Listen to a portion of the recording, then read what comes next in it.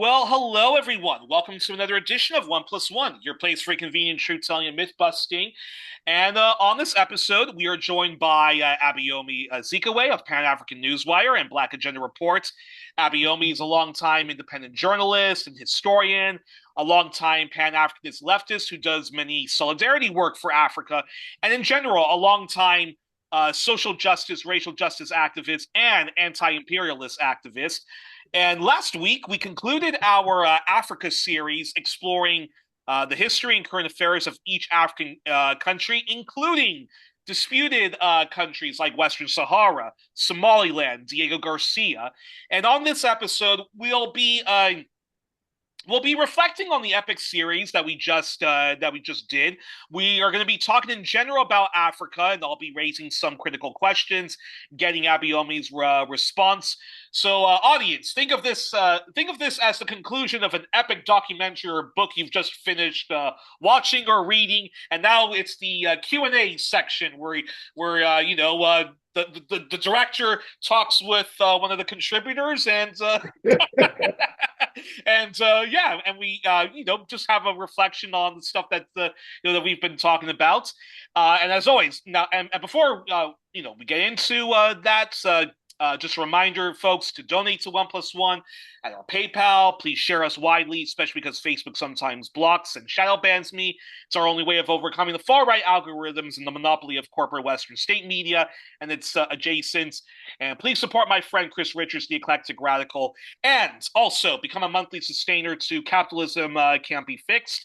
And in 2 weeks' time, they're doing their big counter summits to Mark Carney's big corporate summit, organizing a carnival against capitalism. So folks, do check them out and do become a monthly sustainer to them. It'll be money well spent. And now, on to the topic at hand. So, Abayomi, I almost don't know where to start, but let's start with the following. So I'm curious, your response to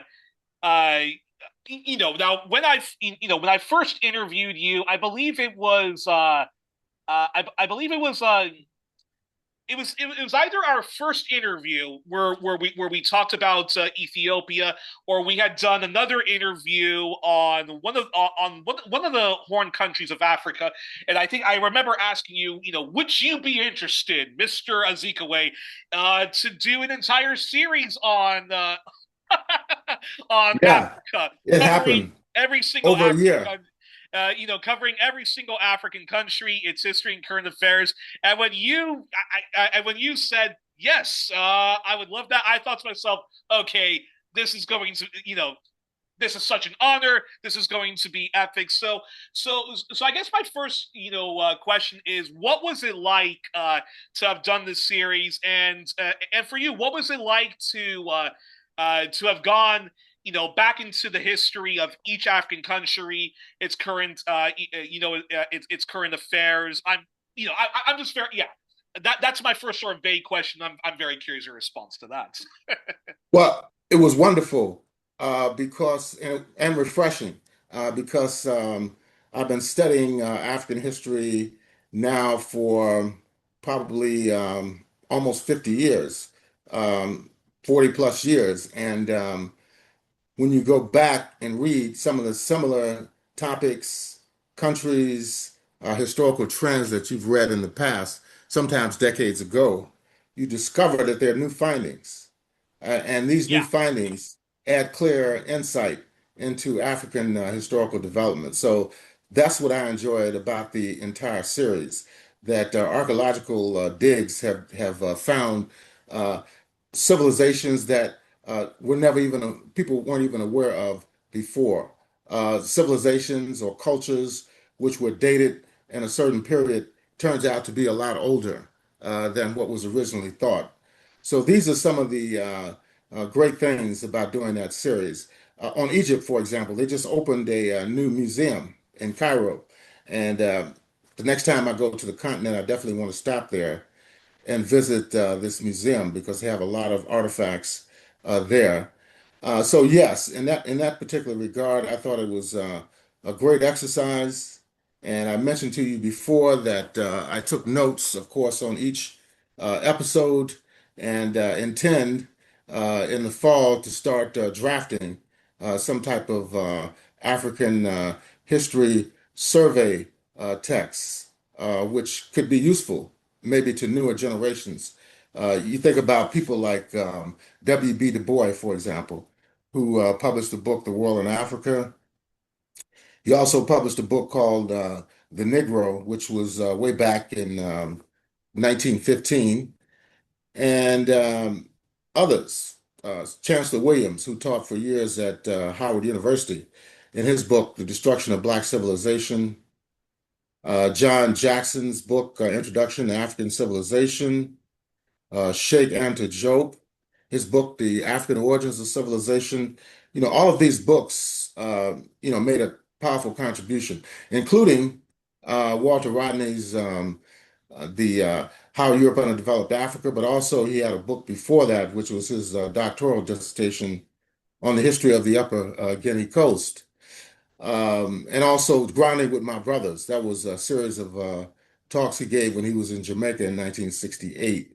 So yeah, this could be a contribution, in the same canon, so to speak, of what has already transpired in the past. With the new research that's been done, it could probably, make a contribution to the overall field of African historical studies.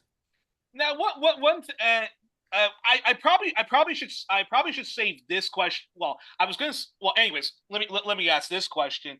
Was I think one thing I was shocked when we started to do this Africa when we started to do this Africa series was when I first discovered your work, your voice. Have to thank Black Agenda Report for that. Have to thank Black Alliance for Peace, the International Manifesto Group, my friend Solomon Kamajan, the editor Yeah, of Your World and News. In one of the books I have of his, he gives a recommended readings and websites that he thinks Black people, but also non-Black people, should be reading to inform themselves. And Pan-African Newswire was one of them. And wonderful. but I thought to myself, surely somebody like Abayomi Azikiwe, he there, who because you are invited to speak on RT, CGTN, Press TV. These are all outlets that these are all international news outlets that do specifically target a left wing, left leaning audience. And I thought to myself, surely one of these outlets must have asked, Abayomi, would you be interested in doing an Africa series for us? And I was just so surprised, even going on YouTube, that that that hasn't happened. I think I am probably one of the first folks, even with such a small independent news outlet, to have asked you, would you be interested in doing an Africa series? Yeah, So I'm curious your response on that, given your long history in journalism and history and whatnot. yeah, those outlets focus almost entirely on news, breaking news. When I was doing a lot with the situation that developed in Libya 15 years ago, I was often invited to do interviews over Press TV, RT, and others as well. And then, as years passed, there were other issues that they were interested in getting my opinion of. So, yes, but this is more of a long-term type project, and it draws on the historical research and writings that has been done around Africa. So it has a lot more longevity, so to speak, as opposed to just discussing the current events, which are important. But at the same time, your point is well taken, that there needed to be some type of overview of African history from the perspective of what has happened up to this point in the 21st century. Yeah, and I just want to say, in talking about, my own reflections on doing this series, I just thought it was great that, that we did the following, in that, because I always wanted because, always, the first questions I would always ask you was, what was this country? Could be Burundi, it could be Tunisia, it could be the Seychelles, it could be even Diego Garcia. What was this country like before colonialism, because I do find now obviously, our people as a colonized people, we can't escape the topic of the African Holocaust, whether it was the Atlantic slave trade, whether it was British colonialism or French colonialism or Portuguese colonialism. But I do find that sometimes there is too much emphasis on those elements of history. And I think, and then for many people, it's we well, anyways, I sometimes think that there's too much of an emphasis on that and not enough on what these countries or these cultures were like before that. And so I always thought it was very interesting when you would explain, what such and such a people were like before, colonialism and so forth. Uh, Even doing my own research, it was just fascinating. Even doing my own research, anytime I would just punch in the question from a critical leftist perspective, what was Angola Yeah. like before Portuguese colonialism? And and I just thought it was great to learn about all of that.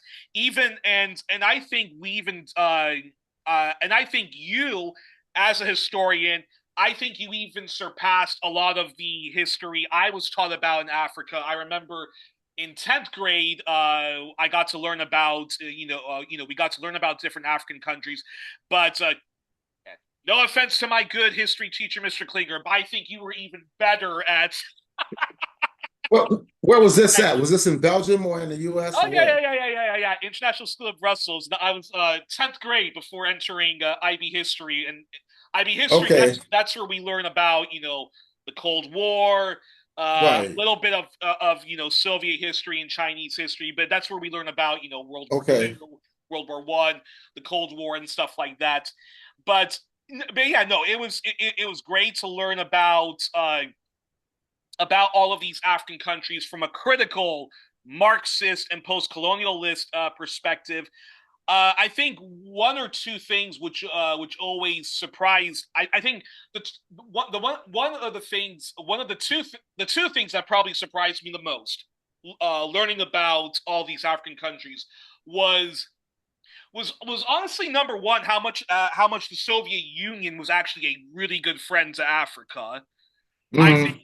I think learning about both the Soviet Union and Cuba, and even to a degree, the Eastern European communist bloc, how much they were such good friends to Africa and liberation struggles and so forth. That blew my mind a lot. Hmm. Okay. That one can criticize whatever you want about the internal politics of a Soviet Union, of a Bulgaria, of a Poland and whatnot, but when it comes to foreign policy, they and Cuba especially, they were the real forces of good in the world. They were the real friends to colonize people. And I think another thing which blew me away learning about all these African countries was when we got to the Southern African region, and you were explaining to me that what really brought down apartheid. Look, uh, I love the look. The anti-apartheid movement was good, and they do deserve credit for helping bringing down certainly racial apartheid. But I was just blown away when you were saying to me that what really brought down apartheid South Africa was armed struggle within South Africa, and when you were explaining that South Africa was literally a Western proxy to keep the rest of the continent divided, and that South Africa literally went to armed struggles with Botswana, with Mozambique, with Angola, and that it was that armed struggle that really brought down the white supremacist regime. That just blew me that blew my mind, because so much of the popular history I was taught about South Africa when I went to elementary school and high school, literally the real history was just that, oh yeah, it was the It was the non-violent struggle in South Africa that brought apartheid down, and the global solidarity, BDS struggle, not the not the armed struggle. And even how Nelson Mandela, how he went to jail, when you were explaining to me that no, Nelson Mandela was you may not agree with the tactics, but he literally was about to blow up buildings and stuff like that, and that he really was taking up armed struggle, and that is what put him in prison. Not that he was leading this non-violent struggle against apartheid. Learning about that, I think that blew my mind the most. And I think I remember you were even saying to me that, oh yeah, well, even the civil rights movement is completely distort. Anyways, your response to that? Yeah.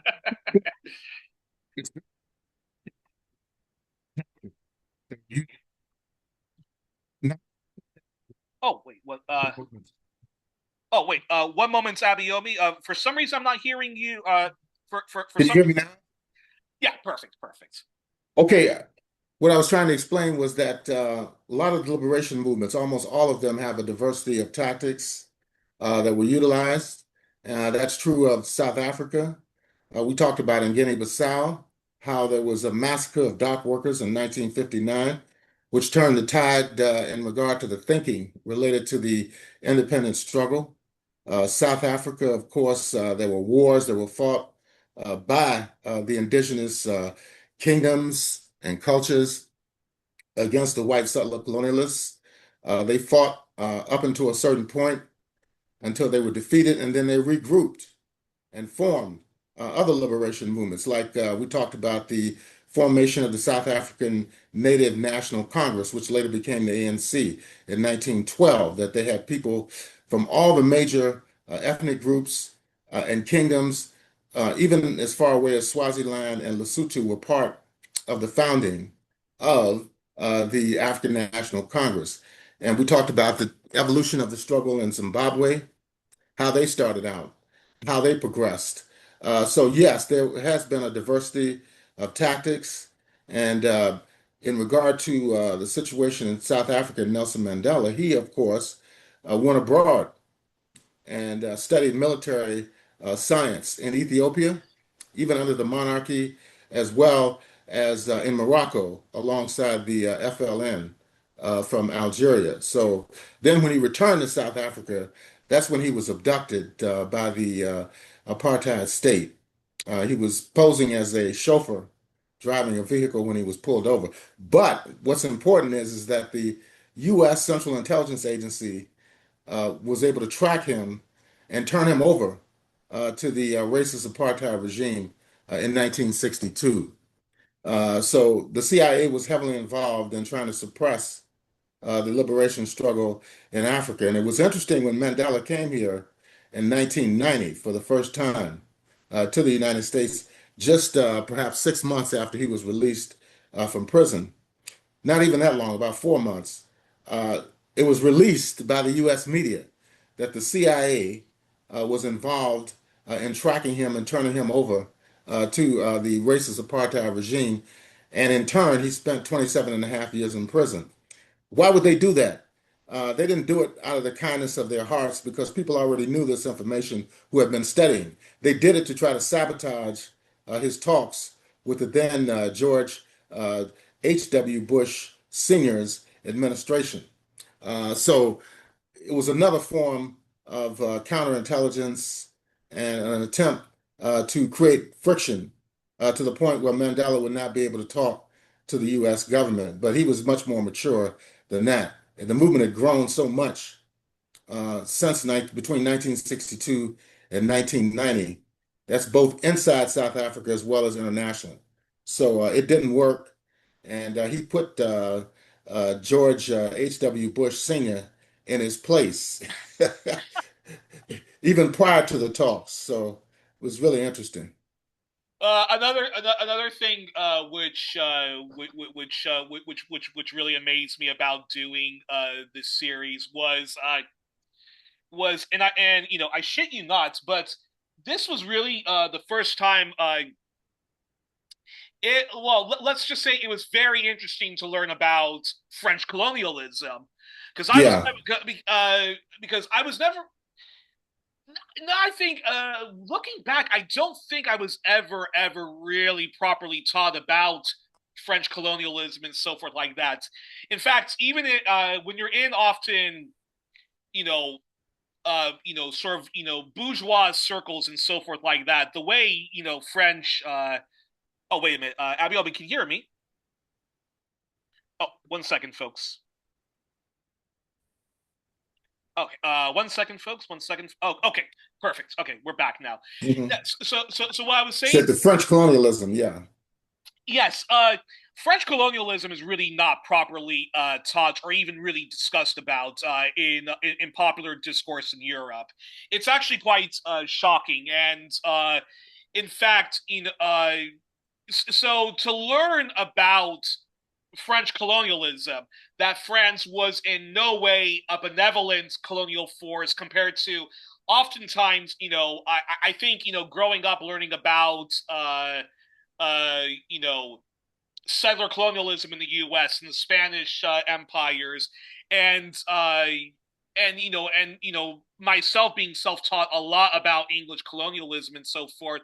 A lot of that is very well known, I would think, in Europe and so forth like that. But yet the way French colonialism is remembered, I think it's just not even really properly taught or anything like that. And even the way Algeria is popularly remembered, a lot of people sort of are a lot of people, I shit you not, they'll say something like, okay, we understand that Algeria wanted to be its own country, but why were they so violent towards like the French colonialists? Like, this is how a lot of people remember it, and I think too much of how Algeria is remembered is the movie The Battle of Algiers. While it's a Yeah. fantastic movie, I think too often what's left in that movie is why the Algerian subjects felt the need to take up armed struggle against French colonialism. And when researching, the countries that that we were going to cover, I always ask the question when I punch it into ChatGPT or Google AI is what was this country like before colonialism, and what were the conditions of the people under French colonialism? And it's horrific. It really is Wow. horrific when you actually learn about French colonialism. And it's really, I'm not, it really is just as bad as British colonialism, as Spanish colonialism, as Portuguese colonialism, or the settler colonial, countries of an Australia, of a New Zealand, of a Canada, of of the U.S. So that was quite eye opening to do a lot of that research. Luckily, I at least had seen a documentary on Thomas Sankara, and having and of course, having talked, having done interviews with Haitian Canadians. That's a very good window into understanding that France is no benevolent European superpower. The French, like the British, like the U.S., uh, you know, they were a brutal colonial regime then, and they're a brutal Western imperial regime now. I'm curious your response. I'm curious your response to that. Has that often been your experience when you talk to people about French colonialism and the present day French imperial states? The propaganda of French imperialism suggests that their form of colonialism revolved around assimilation. That may be partially true, but it's an assimilation under which African culture and history is considered inferior. And that's the important point that people have to recognize. If you look at what happened, for example, even in North America, I mean, the French controlled the so-called territory of Louisiana, which extends far beyond the state of Louisiana today. We talked about this, that it goes all the way up, in North America into what today is considered the United States. Was a huge part of U.S. territory. and they were battling with Spain over control of that territory. At certain points, they had ceded control to Spain, particularly during the 18th century. And then later, of course, it swung back in favor of the French.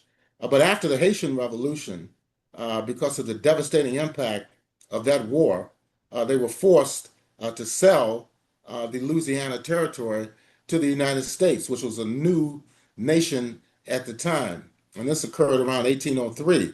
And the Haitians declared their independence in 1804. And then, of course, we can look at Canada, where in Quebec, they were also in control there as well.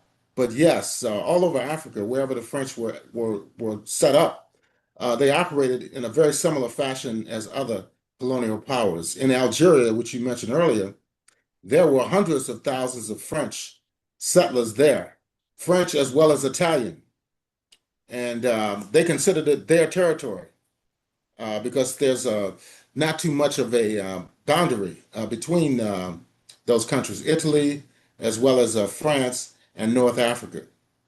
So yes, they considered it their territory, and the reason that the violence is questioned has a lot to do with the contemporary propaganda on the part of even people like Emmanuel Macron, who said that the Algerian perspective on their own history is distorted.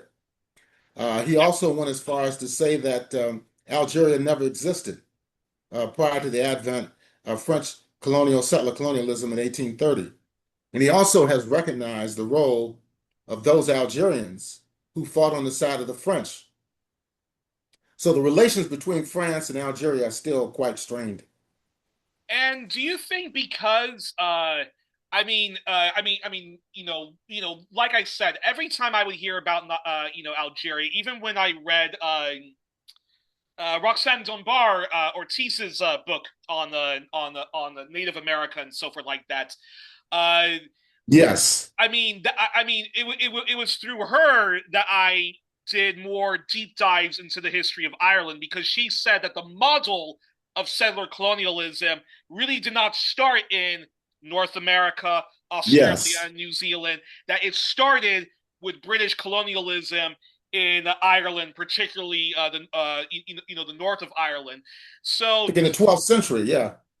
and then she had mentioned other settler colonial models like France and Algeria, and I think when I when we were prepping for our episode on Algeria, I think that was the first time I really got an unvarnished, uncensored, uh, deep dive into how grotesque French, not just French colonialism, but French settler colonialism was, and it's and I and do you and that propaganda that we were so nice to our colonies, we really don't understand why they were so violent with us. I think a lot. Yes. Now is that narrative? Does that go back to the fact that it was such a massive uh, settler colonial project, what France had in Algiers, and because of the Pied Noir, those settlers who a lot of them, most of them, just got the hell out of Algeria after the independence struggle was finally won, and since a lot of those folks went back into France, and some of them, of course, faced discrimination, but basically they got very much assimilated into the current French body politic, and this is why you will hear somebody like Marine Le Pen or even her father, the way they talk about Algeria. It's we were these wonderful people. We brought civilization to Algeria, but those backward Muslims just did not want us to. This is literally they all say a Yes. version of this, and so my question is that popular thing of the Pied Noir, is that why a lot of people when you talk to them about Algeria, they just have this bizarre thing like, sure, okay, yeah, that they have this this distorted thing where they actually side with the colonizers and not the colonized who kicked out the colonizers.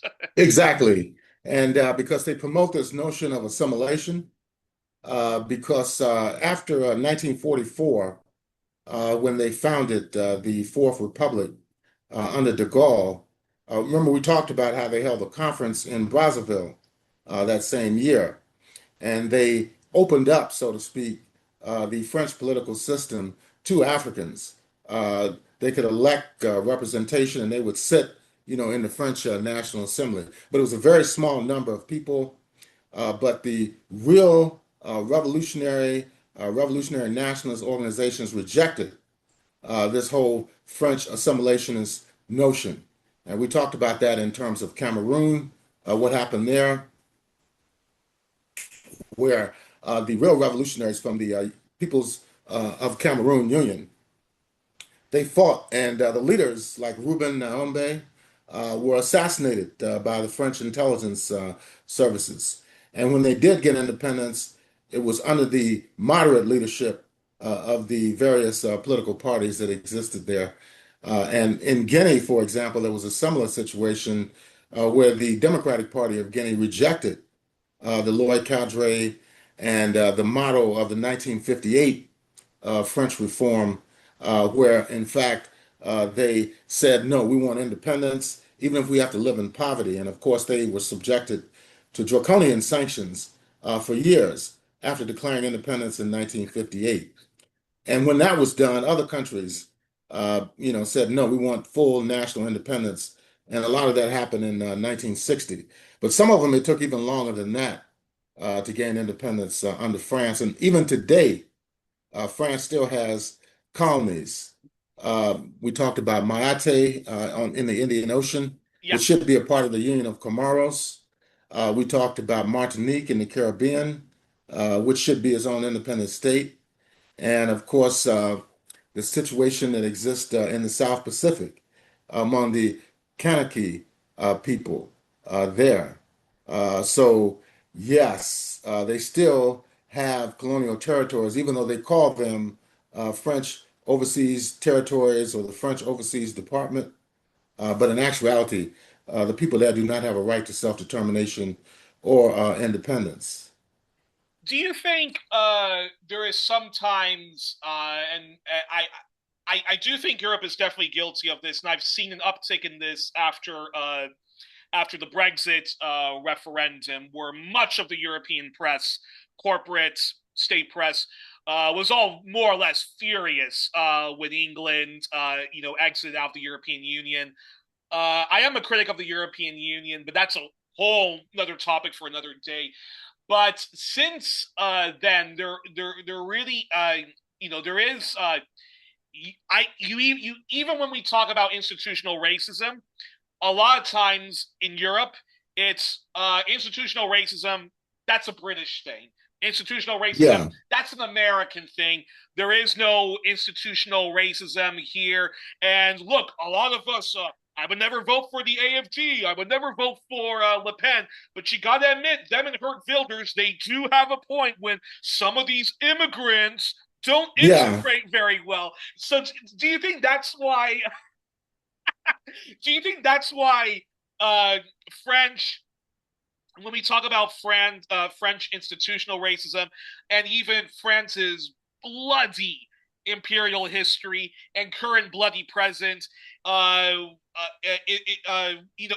you do mention, well, actually, France actually was not a good colonial ruler, and actually France, is plays a reactionary role in world affairs. So you think that's why so many people, sometimes look at you kind of like befuddled, because too often there is sometimes too much focus on American institutional racism, America's bloody history, and America as an evil empire, and and the same when it comes to England, at least on the European continent. I'm curious your response.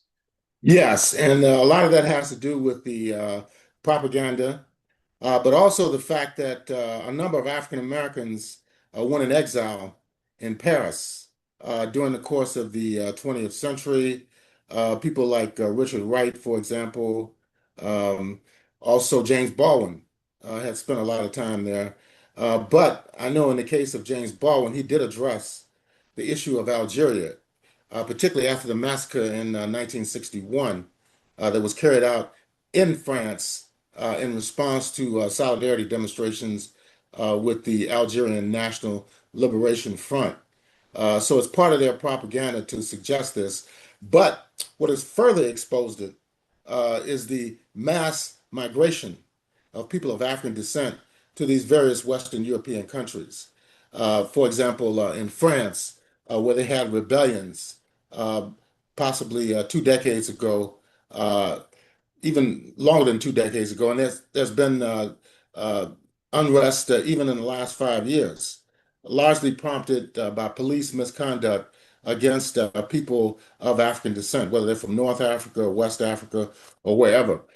So that has exposed the racism in France, along with these ultra right-wing political parties like the group, the National Front or the National Rally. These type of organizations have further exposed the racism that has been in France since the beginning. So that's very, very important. Also, in England too, we've seen a similar situation. We have larger migration that started in the 1950s and continued through the 60s, and in the 70s, you start having rebellions that were erupting in Birmingham, in London, and other cities. The most recent one, of course, was about 15 years ago in 2011 that spread throughout the entire country because of the killing of a young black man in Europe. So this has helped to expose, racism, institutional racism. And let's just look recently, the case of Jason Arde, Yeah. who, was accused of plagiarism in regard to his dissertation. They also said that he had lied about his background and his qualifications and so forth. And I just found out recently, his family migrated to England from Ghana in West Africa. Oh, So he resigned from Cambridge University, one of the most elite universities in the world. And then, of course, it didn't stop there. Uh, Hundreds of articles in various newspapers, leading British periodicals, uh, were saying that he was a fraud and so on and so forth. So, and apparently the guy committed suicide. So now you have a rethinking, of this whole approach, this cancel culture that exists is so prevalent today within the West. But yes, he died, and thousands of people have come out in these memorials, but it still, does not clear up institutional racism in the UK. That's going to continue. Uh, there's been other cases. One case where this scholar was had his courses canceled at a leading European higher educational institution. He was probably one of the few African history scholars in England, and he's been having problems with them as well. So it's becoming more and more obvious the institutional racism that exists in England as well as France, not to mention Germany and other countries, the Netherlands, and even Belgium. yeah, yeah. In fact, just before I get to this, to this official question I had typed up, I do want to mention this. French propaganda is quite stunning because it also works like this. Having my mom come from the Congo. Me and my older sister, we both were actually born in France. My older brother was born in Germany, but we lived in France for a brief period of our early lives before moving to the U.S. in 1994 and 1995. And we have lots of family members from the Congo. One of my uncles, is married to a woman from Guadeloupe. Okay. So every now and then, so every now and then when when we have family get-togethers, and I talk to some of my family members who do speak English, and some of them do live in France, and what so one of my uncles was saying to me the following about France. He says that when you turn on French corporate media, for example, or you go on or you watch documentaries in France, they'll talk a lot about the civil rights movement, and they'll celebrate Angela Davis, and they'll celebrate the Black Panthers, and they'll celebrate Mumia Abu Jamal, so forth like that. Wow, But he sounds good. says, but he says the following: you will not find many French documentaries or many French journalism talking about how awful French colonialism is,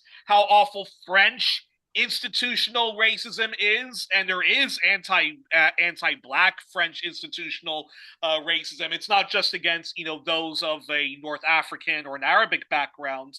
So I think that's what's interesting about how propaganda works sometimes. And oh, 1 second, folks.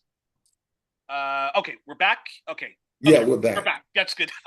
Anyway, so that's how French, propaganda works. Is that talk a lot about how awful British institutional racism is and British, xenophobia. Talk about how awful American history is and so forth, and celebrate, black culture and stuff like that. But when it comes to, talking about French institutional racism or just French colonialism, he says no. You will not hear a lot about that on popular French media and so forth. So that I find is quite interesting. And and Yves Engler has even talked about how when there was George he says that Canadian media will talk about institutional racism in the U.S., but won't talk about Canada's own anti-black racism or the police brutality that goes on in Canada. And there's little pushes now to talk about that, but again, it's always focusing on all the bad things happening in the U.S., but this does not happen in wonderful Canada. So that I find is quite interesting. And I think whether it's Italy and Germany, they all sort of uh, operate like that. Yeah, well, they had colonies as well. We talked about Italy, in terms of Libya, and also Somalia. They had colonies there. Also, the Germans, of course, German Southwest Africa. We talked about Togo and Cameroon, as well as Tanganyika. Those areas were colonized by the Germans as well, and they committed horrendous atrocities. We talked about Namibia, of course, where they wiped out, 60 to 80% of the indigenous population there during the early part of the 20th century. This was 30 to 40 years prior to the Holocaust in Germany. Yes, and they killed a lot of people in Tanganyika as well when the people rose up in the so-called Maji Maji revolt. Also, in the early part of the 20th century, quite close to the same time period as the uprising in Namibia, which was formerly called Southwest Africa. So they all have African blood on their hands. Yeah. And briefly, if it's even possible, because there is still so much I want to talk to you about, and we're already into hour 2 now. So so then Okay. so then briefly, if it's possible, what are one or two things about coverage of Africa that gets under your skin when we talk about corporate media's coverage, Western state media's coverage of Africa, like BBC or BBC World Service, or other outlets that are Western funded or Western government subsidized, when they cover an African country or the continent as a whole, where when you watch and you listen to them, you feel like shouting at the screen or sending an angry letter to the outlet because they might cover a war or a famine or the plights of the massive poor, but the way they cover it is just a bad. It's bad journalism. It's junk journalism, and it's even crappier history that's being presented. I'm curious your response. Well, two examples. When the Al-Aqsa flood took place in Gaza, beginning in October of 2023, uh, not only did the Israeli government go on the rampage in terms of their propaganda, describing Palestinians as murderers, as rapists, as terrorists, uh, the British picked up on this and were allowing these Israeli officials to say whatever they wanted to say and make whatever charge they wanted to make against the Palestinians, when in fact it was the Balfour Declaration, Lord Balfour, in 1917 during World War One, that actually wrote that letter, uh, so establishing a so-called Jewish homeland in Palestine, or homeland for both the Arabs and the Jews. Well, we know the homeland turned into a nation state for Jewish people only, that has been backed by the imperialist states now for well over 80 years, 81 years, just in May. So that was so bad to the point that I even filed a complaint with the Office of Communication in England over the BBC's coverage of the war as it escalated during the latter weeks and months of 2023. And I filed a complaint with the BBC as well as the Office of Communication. It was quite interesting because when I did that, the OFC, the Office of Communication, which is like the Federal Communications Commission in the US, they're supposed to oversee the media outlets in England, the ones that broadcast into England. And when I filed a complaint with them, they said, well, wait until the BBC settles this complaint, then we'll take it up. I said, no, this is urgent. People are being killed every day, but they still haven't effectively responded to my complaint. The BBC or the Office of Communication, they did send something, the BBC saying, well, we try to be fair and so on and so forth, but it was rubbish. It was no real study of what they were doing in regard to promoting racism, xenophobia, and political discrimination against the Palestinian people in their struggle. Also, another example recently is the war that's taking place in Sudan. It's been going on now for over 3 years. Yeah. Now, they make it appear as if it's just the Sudanese, particularly the army, the Sudanese Armed Forces and the Rapid Support Forces, the RSF being the paramilitary group that came out of the struggle in Darfur, uh, perhaps 2 decades ago. They try to make it appear as if these people are just fighting each other and there's really no hope. But interestingly enough, Sky News, which is based in the UK, came out earlier this week with a report that was devastating in terms of the role of United Arab Emirates, which is a close ally of Britain and the United States, how through the gold industry, and they produce like, I believe, 70 plus tons of gold every year in Sudan. This gold is being mined and trafficked by the United Arab Emirates, not only into the Asia region, but also into Europe. And they pointed out how even in England, in retail outlets, they have refined gold products from Sudan that has been sent there by the United Arab Emirates. So they have extreme culpability in regard to responsibility for fueling the war in Sudan and the profit making from that war that's being carried out by the UAE and the United Kingdom. And also the United States, of course, we know is a close ally of the United Arab Emirates. They have military bases there. But as a result of the war, uh, the defensive war by the Islamic Republic of Iran and the Islamic Revolutionary Guard Corps, the IRGC, they have destroyed a lot of the military bases and equipment, along with multinational corporations, their operating facilities throughout the Persian Gulf Arab monarchies. And this has had a devastating impact on the imperialist project in West Asia. That's why Trump had to put a pause. This is the second pause he had to put on in regard to his attacks on the Islamic Republic of Iran. Because why? They said they're running out of missiles. They didn't plan for a long-term war, and they've gone to the defense industry and begged them to step up production, but they just can't do it overnight. They have to put the plant and equipment in place, and they have to have financing as well to carry out these operations. So uh, this has exposed them in terms of what's happening in Palestine, and also more recently what's happening in Sudan. So the contradiction is that the Sky News actually did a report documenting this, which was quite surprising. I'm pretty sure that the British Foreign Office, which they had went to asking for comments, are not happy with them at all.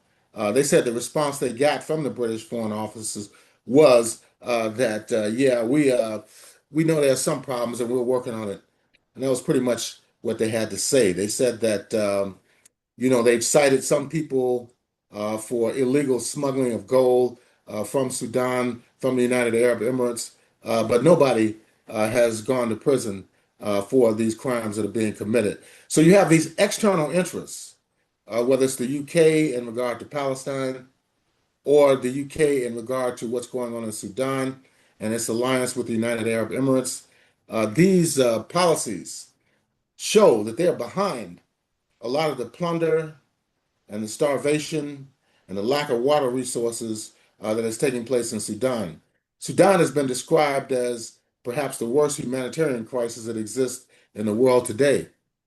We could also look at Yemen, what happened there, where the United States and Britain, have been arming these Persian Gulf Arab monarchies to carry out genocidal attacks on the people of Yemen, but they organized and they fought back. These are some of the examples that illustrates how the propaganda is still being used in this so-called post-colonial period. I mean, the United States right now would violently object to being called a colonial or even a neo-colonial power. Same situation with the UK, and in all likelihood, France as well, because places like Mayotte and Guadeloupe and Martinique are considered French territory in their minds. So it's a very bad situation and it is continuing as well. Now, France, for example, they say, oh, well, we recognize the Palestinian state. Well, where is this Palestinian state? The UK under Keir Starmer said the same thing. They were recognizing a Palestinian state. Yet they're still sending weapons, to the Israeli Defense Forces.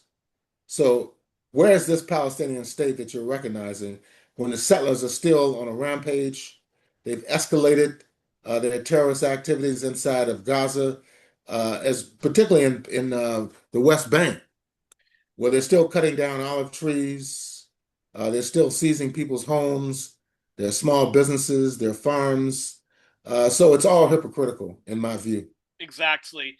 And oh my gosh, there's so much I could even add to what you were saying, because I think even I don't know. Well, I don't even know which region gets the worst coverage when it comes to corporate media, Western state media, but I think the Horn of Africa. It's ridiculous how the Horn of Africa is covered. The coverage really hasn't improved since the 1980s, where when there is a famine going on, in a place like Ethiopia, the corporate media and Western state media, they literally will just describe it as, oh, this is just a very, very unfortunate, unfortunate natural disaster. And that's exactly when, well, there is a conflict going on.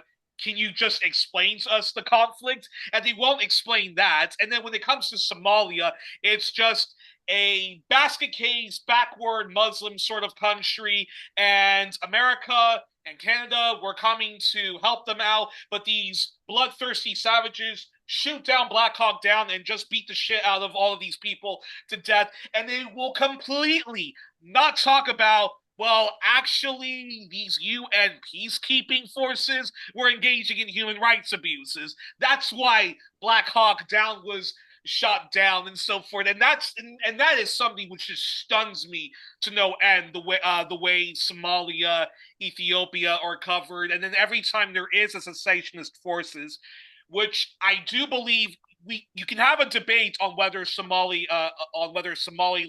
or Tigray deserves independence. I don't mind even having that debate, but what's completely missing from all of that is, well, those very secessionist forces are supported by the West and are also engaging in grotesque human rights abuses. So that's something which really pisses me off about how the Horn of Africa is covered. But that's a perfect then segue to this question, which is, in your opinion, why do you think Africa as a whole has been unable to eradicate grotesque intergenerational poverty, and why has Africa in general as a continent simply been, uh, you know, uh, uh, so there's that question, and then why do you think Africa in general as a continent, or even single African nation states like a Liberia, like a Sierra Leone, like a Nigeria, has been unable to unite itself to eradicate the scourge that is extreme intergenerational uh, poverty? I'm curious your response. I'll answer those two questions as a continuum. In regard to Somalia, the U.S. Now is moving in military forces into one of the breakaway regions called Puntland. All right. They want to position themselves because of the strength of the Islamic Republic of Iran and also the nation of Yemen, which is right there at the Red Sea. Yemen is also in a position to shut down the Bab el Mandab waterway. So there's a real threat to U.S. imperialism and imperialism in general. They will be blocked out of huge sections of the waterways off the coast of Africa and West Asia. In Somaliland, the Israeli state has recognized Somaliland as an independent country. This is in contravention of the African Union as well as the United Nations. And it has caused tremendous anger on the part of the federal government that's based in Mogadishu in Somalia. So this is a manifestation of why Africa cannot unite. And if you look at the 600-year history, for example, of the Atlantic slave trade, beginning in the early part of the 15th century and extending and intensifying during the 16th, 17th, 18th, and 19th centuries, and then the imposition of classical colonialism, which divided Africa. It ruled by divide and conquer, like in Sudan, for example, which is still suffering from that divide and conquer policy even all the way into the third decade of the 21st century. This is why the continent has not been able to unite. The interference in the internal affairs, the picking and choosing of certain political leaders, the assassination of leading figures within African history. We talked about Cameroon, the killing of people like Robben Island, the overthrow of Kwame Nkrumah in 1966 in Ghana, whose major foreign policy objective was the unification of Africa. So these are the reasons why Africa has not been able to unite. And the individual countries, some of them can make progress. We've seen progress being made in the AES states. It's been reported and documented in Mali, in Burkina Faso, and Niger. Yet they're under tremendous pressure by the Western imperialist countries. This is why the individual states themselves cannot sustain any economic growth, whether it's quantitative or qualitative growth. So the question of unity becomes essential in regard to survival as well as economic growth and development. Africa has all the resources it needs in terms of mineral resources, strategic metals, land for agricultural development, and so forth. And it has labor power, tremendous labor power, estimated 1.4 billion people on the continent. But unless there's unity under socialism, none of these resources can be harnessed and exploited, so to speak, on a proper level to bring about real qualitative economic growth, which would lead to genuine independence and genuine sovereignty for the African continent. So I think that they're all connected. What we see happening today in regard to what's going on in Somalia, what's happening in Sudan, and how this relates to the war against the peoples of West Asia. And that is what's impeding overall African unity and unification, as well as genuine economic development and national sovereignty. Well, that's a perfect segue to this question I had prepared, which is, do you think sectarianism or tribalism has been one of the major blocks to Africa being able to unite to stop global white supremacy, or neocolonialism, as some people say, and the endless scrabble of Africa? Or do you think Western imperialism is the bigger culprit in Africa's plight? Before you answer, let me just say the following. I ask this because I've often heard conversations about Africa, either from people who know very little about Africa, apart from how it's covered in Western corporate media, the film industry, or even from Africans themselves, from both working class and middle class backgrounds, but even rich ones. They'll acknowledge that the West does exploit Africa and that colonialism and neocolonialism does have a huge impact on Africa. But they'll often say that it's really Africans themselves, because of their tribalism and because Africans are just too busy slaughtering one another as opposed to pulling its resources and trying to uplift one another, that we really can't blame all of our ills on the evil white folks of the world. Very curious your response to all of that. I totally reject. I totally reject that narrative. It reminds me of former U.S. President Barack Obama when he went to Ghana, and he said two things that I found very offensive. The one thing he said when he came off the door of no return, where people were captured and sent off to enslavement in the West, he said, going through this experience reminded me of the Holocaust that took place during World War II. Well, this took place long before the Holocaust in Germany during the 1930s and 1940s. So don't make an excuse for your support of the state of Israel by rationalizing that support to say that the Holocaust was a horrendous historical occurrence. We know that. We recognize that. But the reality is, like I mentioned before, that in Tanganyika, in southwest German Africa, they carried out horrendous massacres and genocidal onslaughts decades before. This is in the 20th century, decades before the Holocaust in Germany. So don't minimize our struggle or don't compare our struggle in an effort to rationalize continued U.S. support for the existence of the state of Israel. This is very, very important. Also, another thing he said was that the U.S., for example, long before he came into office, had imposed draconian sanctions on the Republic of Zimbabwe, ostensibly because of human rights violations involving the seizure of land which belonged to the African people from from as long as we can trace back in history. Yet, he said, Obama in Ghana, to hundreds of people at this gathering that, quote, you can't blame all the problems today in Zimbabwe on colonialism. And nobody applauded. Nobody applauded. So don't try to minimize the role of colonialism and imperialism and the ongoing work of imperialism, whether it relates to sanctions or embargoes, and say that, no, the problems in Zimbabwe has nothing to do with the West. It's the people, the African people themselves.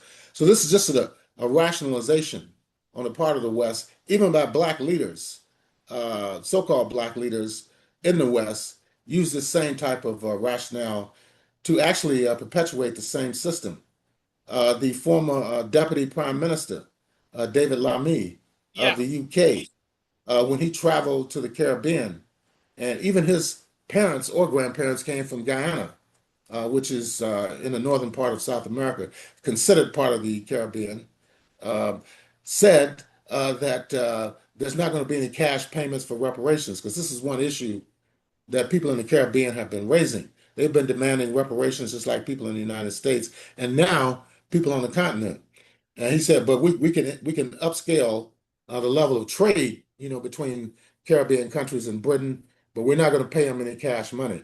So these are the type of responses that you get even from Black people, who are working within these capitalist and imperialist governments that are based in Western Europe and in North America. Yeah, yeah, no, it's quite shocking. I mean, I was last week I was rewatching the movie Blood Diamond, which has actually aged very well. Hmm. But one of the major themes in the movie, which is often repeated in the movie, is why are we Africans slaughtering one another like this and so forth? And I'm not Well, minimizing that's a good that. question.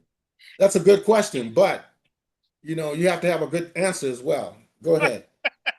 No, yeah, no, but yeah, actually, your response to that because it's a great movie and it did depict the grotesque level of violence that was the Sierra Leone Civil War, which is directly Yeah. linked to Liberian Civil War, and I'm not minimizing that Africans we ourselves do a great disservice to ourselves when we engage in tribalism, sectarianism, Yes. and that is one thing that you can compare Africa to West Asia, to even to even South Asia, is the tribalism and the sectarianism. But I find too often that's been grossly oversimplified. That oh, we're just genetically Hmm. programmed to just slaughter one another. When I can tell you, Western imperialism, there is no stone left unturned that you can say Western imperialism is the root of all evil. But anyways, I'm curious from Yeah, your. I mean, well, it's not just us, you know. I mean, look at the World War One in the 20th century. How many people were killed during World War One? Tens of millions. World War Two, probably 50 million or more were killed. And look what's going on now in terms of Russia and Ukraine. How many people have been killed in that war? And those are Europeans. Although, I think Russia has a point because the US and Britain and other Western European countries were trying to expand NATO in Eastern Europe. And that is the real trigger point in regard to the war that's taking place now between Russia and Ukraine. Uh, but yes, you hear the same arguments here in the States that African Americans cannot unite, that the poverty and the turmoil that exists in the urban areas are the fault of African Americans themselves. This is not true, not true at all, because we see the pressure that people are being put under on a daily basis. And it's not just started under Trump. It's been going on for many, many years, even under the Obama administration. He said specifically that he was not going to do anything to specifically address the plight of African Americans from a racial as well as a class perspective. And that was true, he did not. And even his foreign policy was directed against African people, against Zimbabwe, against Libya, against Cote d'Ivoire. All of those countries had a tremendously difficult time under his administration. So no, we cannot say that the fault of our plight is the direct fault of ourselves. That's not the case at all. If we were left to our own devices, and if we were not subject to uh, interference in the internal affairs of African people, that we have tremendous resources, metals, minerals, rare earth uh, metals, and so forth. We could definitely make a lot of strides and a lot of progress. But the fact that the multinational corporations, which are controlled from the West, are still interfering in the internal affairs of African people. So we always have to keep that in mind. That's not to let us off the hook in terms of the necessity of us organizing and doing political education and recognizing who the real enemies of the African people are, of oppressed people as a whole. And it's not ourselves. It's in fact others, and they're a minority, and they realize they're a minority, and this is why they're fighting us so hard, particularly in the last several decades. But then here, well, that's a perfect segue then to this question then about unity and Africa seemingly having a harder time mobilizing unity Yes. compared to other parts of the world who are also victims of white supremacy, capitalism, settler colonialism, and so forth. Now, I sometimes think that why Africa has been unable to unite, unlike it seems Latin America. Now, Latin America as a region, continent, has often had periods of left wing governments that have come into power, ready to eradicate the legacies of colonialism. All have been beaten back tremendously by the American Empire, the Canadian Empire, and what I call pan European imperialism. However, we have seen resurgence of left movements that have often gone into power, like the pink tide of the late 90s and the early 2000s. Now, how come that hasn't really happened in Africa? Is it because Latin America and the Americas in general have they just been able to mobilize more easily because of common languages like Spanish, which is largely which South America, with the exception of Brazil and are that's largely Spanish speaking, and then the Caribbean islands have English, with the exception of Haiti. But there are also French. With the French-speaking overseas islands, Latin America, it seems, has largely been able, was largely colonized by the Spanish Empire, and it just seems that the people in Latin America have been able to advance pan Latin Americanism or pan indigeneity, and and then when we look at Pan-Africanism, the Spanish, the Portuguese, and our Caribbean siblings, are they much more able to advance unity compared to Africa? Because in Africa, we have so many languages. So, for example, South Africa has over 5 official languages. Congo, where my mother is from, we have about 215 to 240 distinct languages and over 200 indigenous local languages. So in Africa, is it simply we just have too much language barriers in Africa, and that has been a hindrance to us being able to unite compared to, say, West Asia or Latin America? Very curious your response. No, I don't think that's the real reason. Because if you look at Latin America, for example, even though the majority of the countries were colonized by Spain, they faced the same problems as the African continent. Even in recent years, I mean, look what's going on in Venezuela, for example.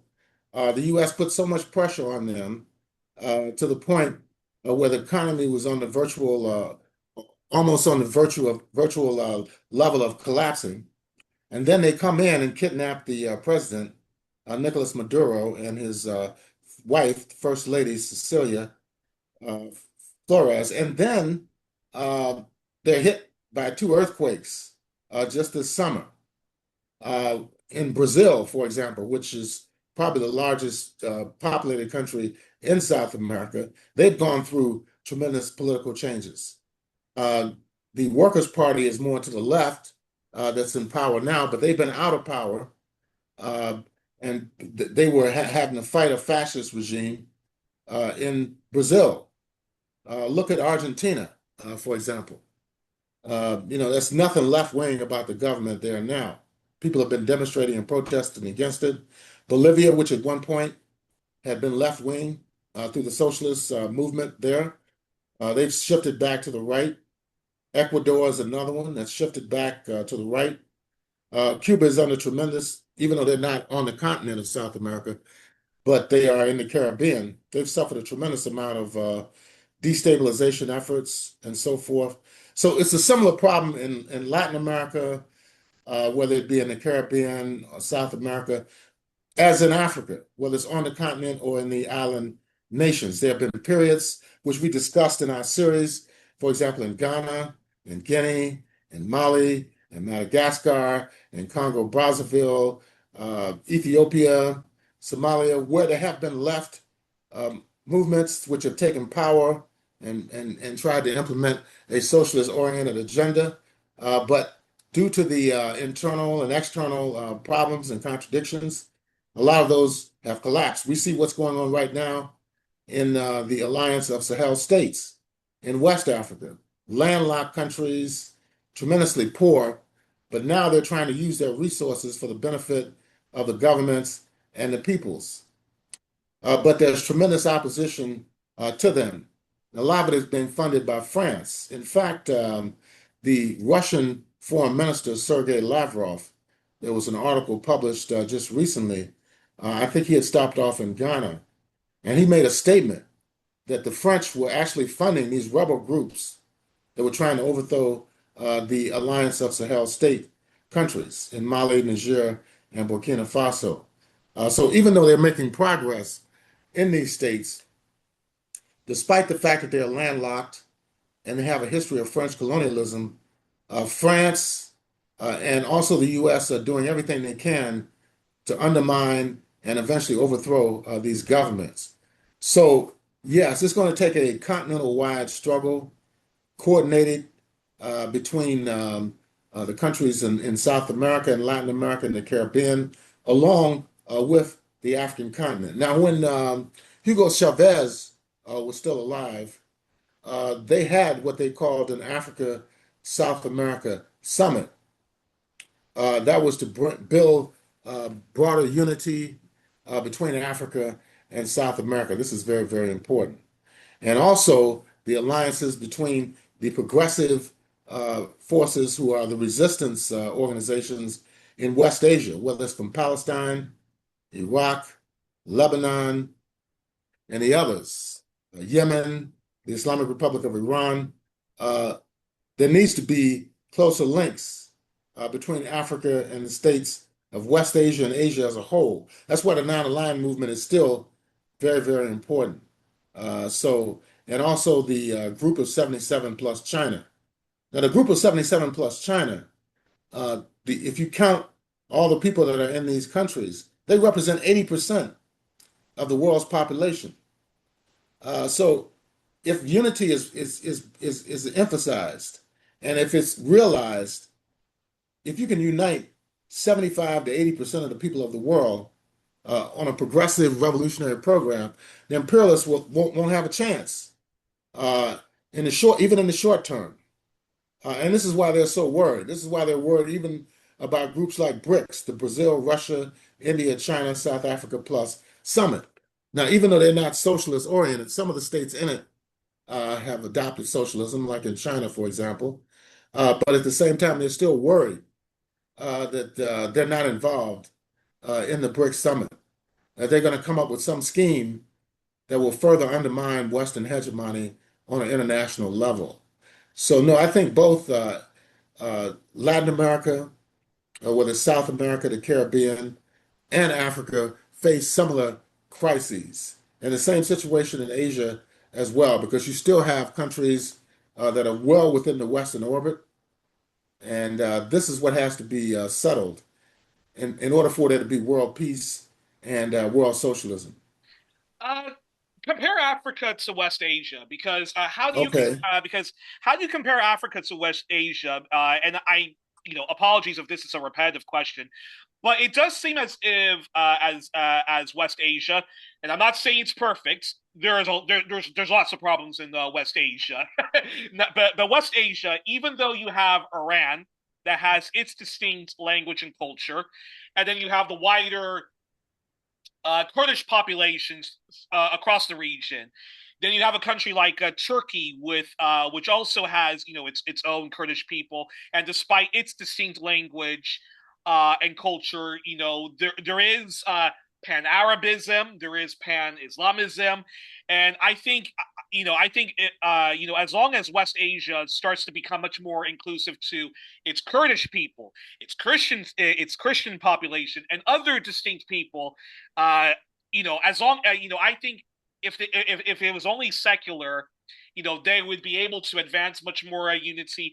But even with Arabic, which is largely a language which is spoken in the region, as well as North Africa, does West Asia just have much more of an advantage of trying to unify the left and other colonized folks compared to Africa, which has its millions of languages and internal colonies? Do you think that's what continues to keep Africa from uniting, or do you reject even that entire premise? And if so, yeah, curious your No, I don't response. think I don't think the people in West Asia have a better opportunity because if you look like countries like, for example, the Kingdom of Saudi Arabia, the Kingdom of Bahrain, the United Arab Emirates, the Kingdom of Jordan, all these countries are more or less satellites of U.S. imperialism.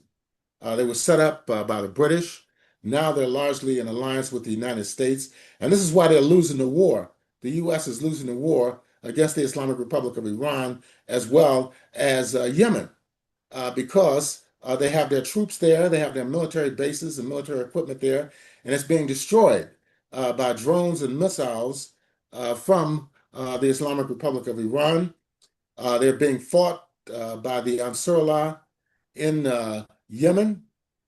So there's a struggle, a fierce struggle that's going on right now, class struggle that's taking place in West Asia, from Palestine and Jordan all the way into Lebanon, Iraq, Syria, Iran, as well as Yemen, and the other satellite countries that exist there as well. So yes, I think the struggle there is just as fierce, if not more so, than what we find in the various geopolitical regions on the African continent. And right now, the situation is so serious that the U.S., I mentioned this before, has had to pause twice their bombing of Iran because they're running out of ballistic missiles. They're running out of long-range missiles uh, because the Iranians have really given them something seriously to think about.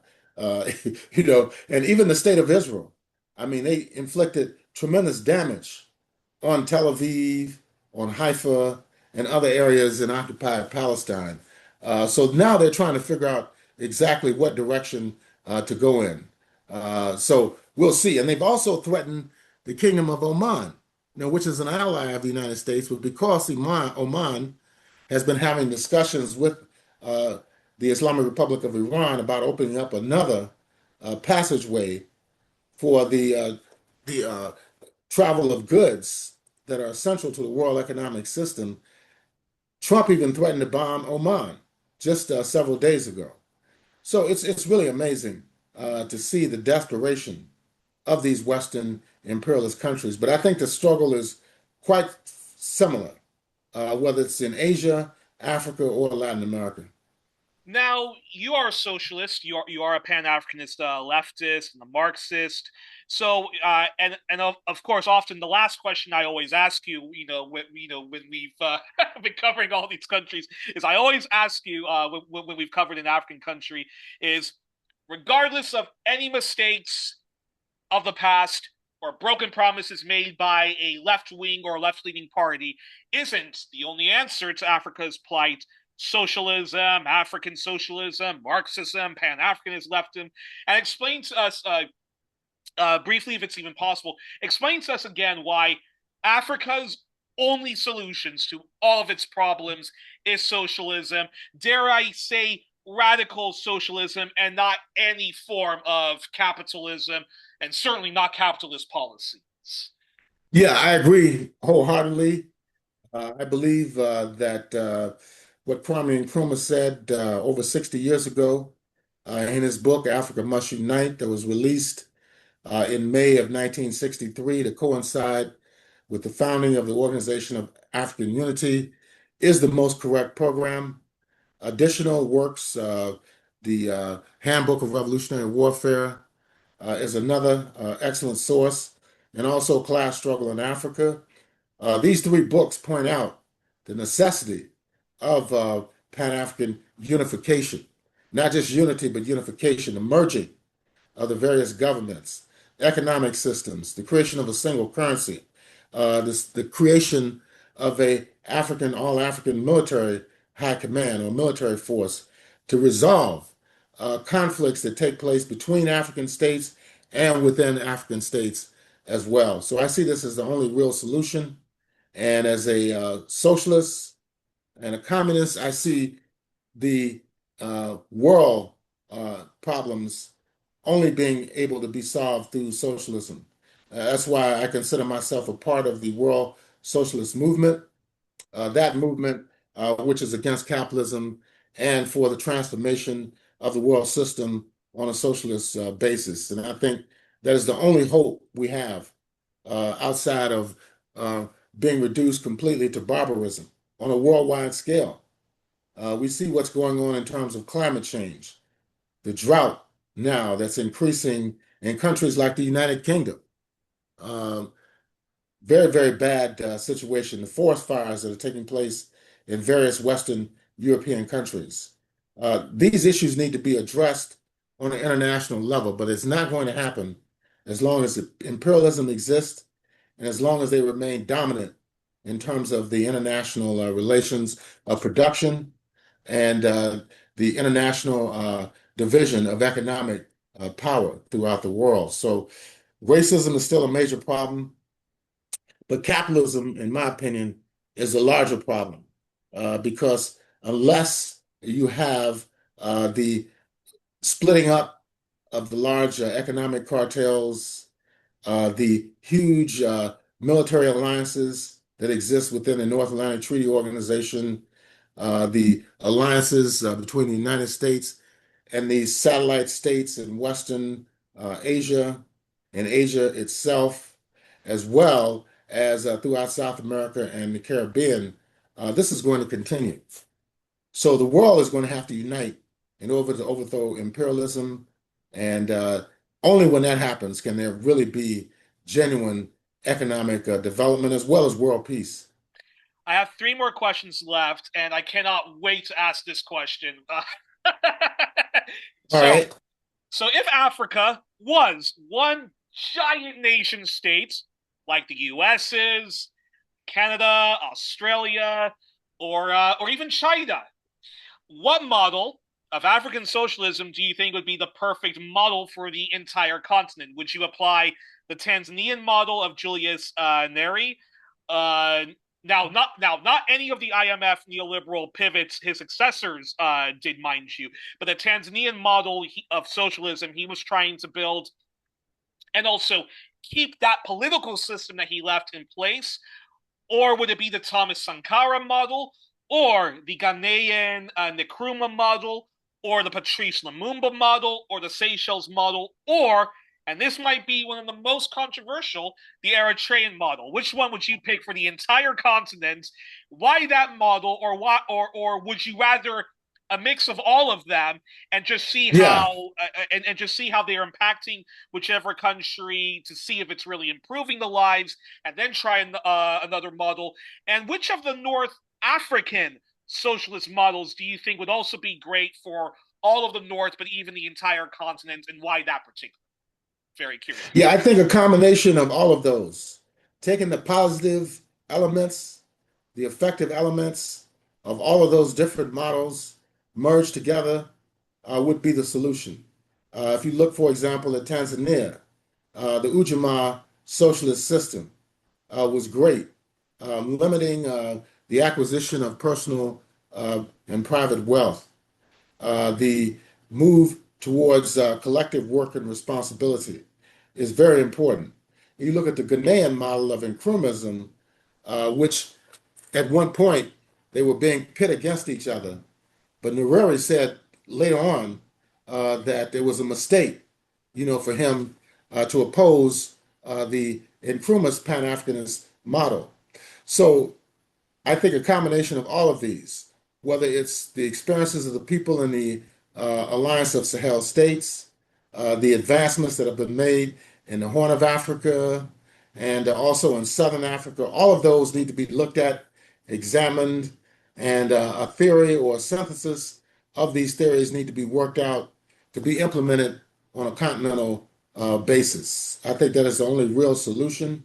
And those who don't want to cooperate, eventually, if they see that this model is gaining recognition and making progress, there will be tremendous pressure even from below for these reactionary states and reactionary political parties against them continuing their collaboration with imperialism to join in a genuine revolutionary Pan-Africanist model to build African unity and African unification throughout the entire continent. And this would help Africans living abroad as well. We already have a lot of interests in play now on the part of people in the United States and the Caribbean as it relates to Africa.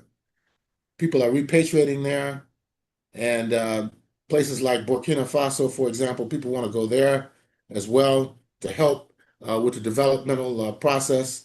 But yes, it'll even be more interest once a genuine Pan-Africanist model is put into place. Interesting. And my second to last question is, can you talk to our audience about the historian and activist Walter Rodney, who hails from Guyana, and why people should read particularly his book, How Europe Underdeveloped Africa, in order to understand the present problems of Africa? And is that book, I've I've not read the book, but I did. I did buy it when I was in New York. I cannot wait to read it. Now, is that book the perfect pushback for anyone from Africa who wants to do solidarity? Yeah, is that book the perfect pushback for anyone from Africa and anyone who wants to do solidarity work with Africa? They can just reference this book whenever anyone, including Black people, say we got to stop blaming the British, the French, and Portuguese colonialism for all of our problems, and we got to stop blaming the collective West and white supremacy for all of our problems. Yeah, I think that would be a good starting point, for any activist that's concerned about developments taking place in the African continent, even into the 21st century, because that book was initially published in 1972 by the Tanzanian government. 2 years later, it was republished by Howard University Press in 1974. So I think it's a good starting point for any Pan-Africanists or socialists to read and review that book. But even prior to the publishing of How Europe Underdeveloped Africa, there was another book written by William Alpheus Hunton in 1957, which really William Alpheus Hunton was one of the co-founders of the Council on African Affairs. He was a member of the Communist Party in the United States. He wound up moving to Ghana during the 1960s to work with W.B. Du Bois on the Encyclopedia Africana project. And after Du Bois' death in 1963, he took over control of the Encyclopedia Africana project up until 1966, when a former government was overthrown by the Central Intelligence Agency.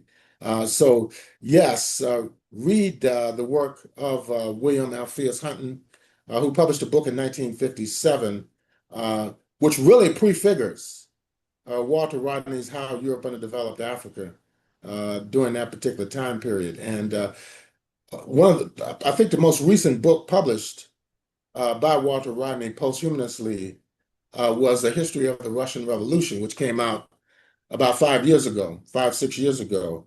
And this was based upon a series of lectures that he did for the history department at the University of Dar es Salaam in Tanzania. And, it was notes and lectures that he had delivered when he was working there on the history of the Russian Revolution. Because the University of Tanzania was relatively a new institution, so they had to develop courses. And the professors there developed a number of courses, and Rodney developed a course on the history of Russia and the history of the Russian Revolution. That's another book that people should actually read by Walter Rodney, the most recent posthumanist release by Dr. Walter Rodney. He was, of course, born in Guyana. He went to university at the University of West Indies in Mona, and then, of course, to London University, the School of Oriental and African Studies.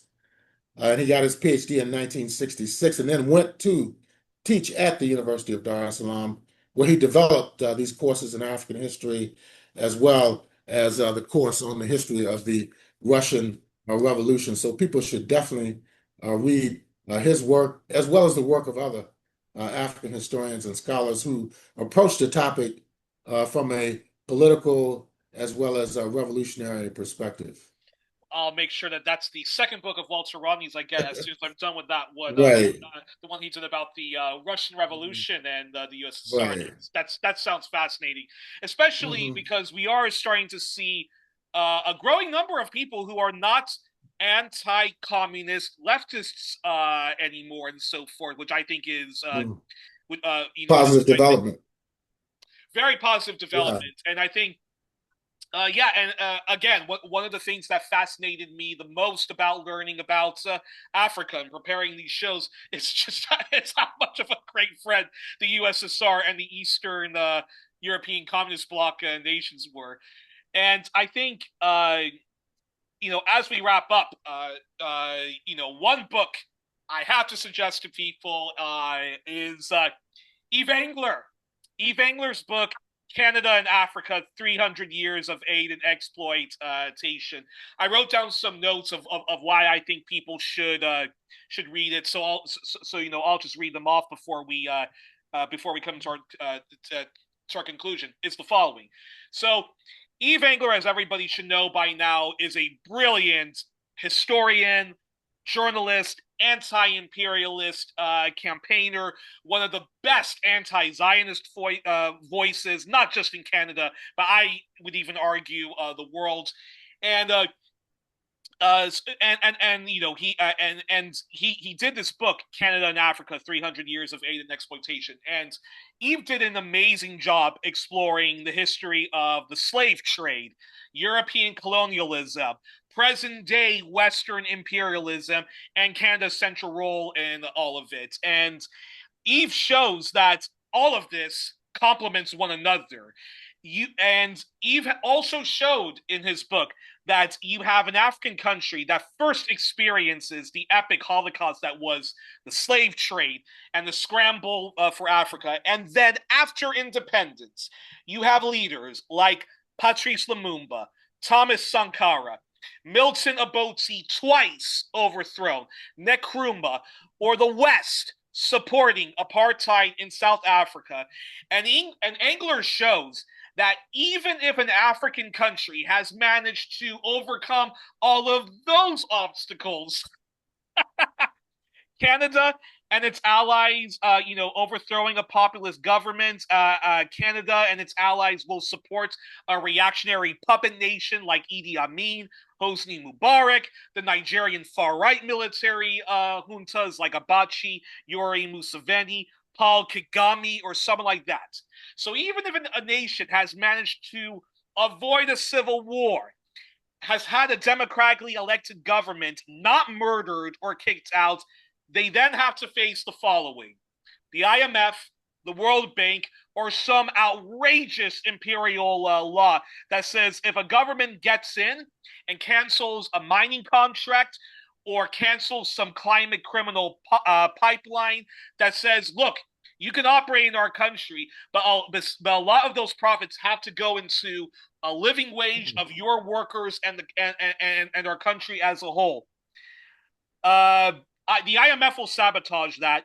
Canada itself, with big business, can take that government to court and demand, for daring to demand equality. So even if an elected government, by a popular mandate, says, "Hey, you cannot exploit us anymore, or you have to give your workers a living wage," Yes. these are the obstacles any African country faces. And I think Yves did a very good job of explaining all of that. And I think what he also did as a person who is working in solidarity with those who are victims of Western imperialism, Yves, really did. I think he gave our people the dignity they deserve for all of the horrendous shit that Africa is subjected to, and all the ongoing bullshit that our people are still subjected to. So again, I would really recommend that people get Yves Engler's book, Canada and Africa, 300 Years of Aid and Exploitation. If people want a crash course into how Western imperialism is literally the root of all evil, and that Canada on the world stage is not a friend to us, has never been a friend to us. Again, Yves Engler's book is a brilliant book, and and also I would say it's also one of his best books in the body of work he's done. Very curious your response to that before we conclude. Yeah, this is the model for imperialism in general. We saw it during the 1980s when they imposed these structural adjustment programs on various African states.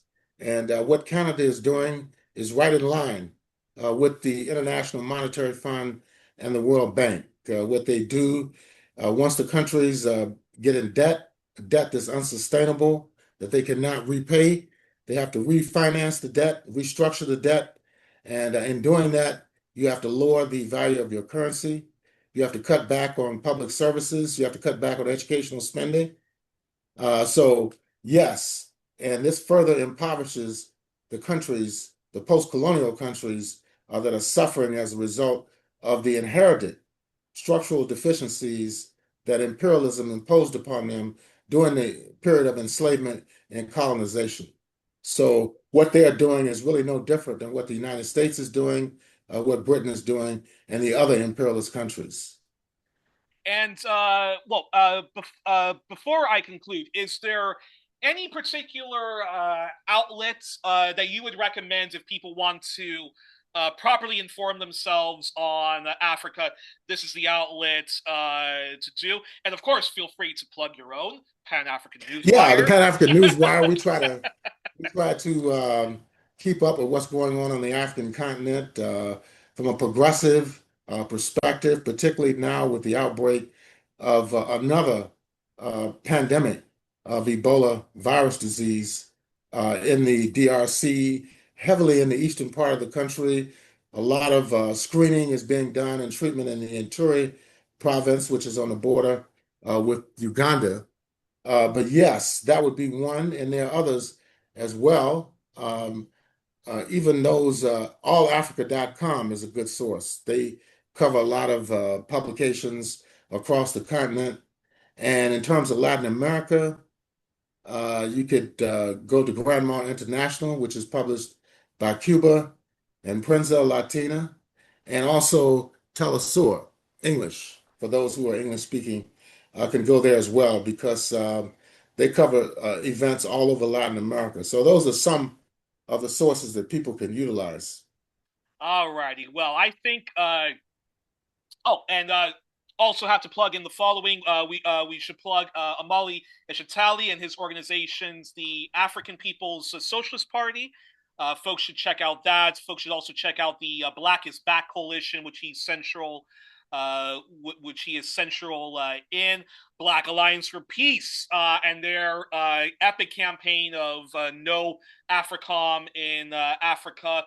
World Beyond War has they recently did a big web event demanding an end to what they call was the 500-year war on Africa. So folks should also check out their work as well as Black Agenda Report, Your World News. Hood Communism, Sovereign Media, and of course, Abayomi and the work he does with Pan-African Newswire. Well, I think that's a perfect place to close. We were joined on this edition of 1+1, our All Things Africa edition with Abayomi Azikiwe of Pan-African Newswire and Black Agenda Report. Now, join us next week. We are inviting Abayomi back on to do a special episode of 1+1 where we celebrate Abayomi's life and the work he still is doing. We're going to ask Abayomi questions about his background, his journalism career, his longtime activism and history works.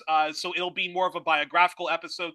We've done this with Jared Ball and Yves Engler before, and because often my parents and others ask me, where did Abayomi get his education?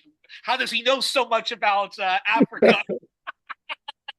because I simply Funny. was unable to ask that. So we'll do a special Okay. episode with Abayomi where we get into all of that and more. So join us next week for that, folks. I think that's going to be the perfect, coming full circle in this edition. And just before we close, rest in peace to Frank Beard, longtime drummer of ZZ Top. And although I'm not too familiar with her work, but because I am very sensitive to those who suffer from mental health struggles, rest in peace also to Hayden, Pennerette. And our kindest, sincere thoughts and prayers goes to Trevor Nelson. He was the MTV host of the MTV Europe UK once very popular hip hop and R&B show called The Lick Chart. He later became a BBC radio show host, and him and another BBC radio show host I admire, Lauren Laverne, both are struggling with extreme cancer and a blood disorder. So our deepest prayers that all will be well with them, and all my love and best to them and their families. So until then, folks, see you next week. Have a great weekend. Good night and good luck. And don't forget to share 1+1 widely and to donate to us. And see you then.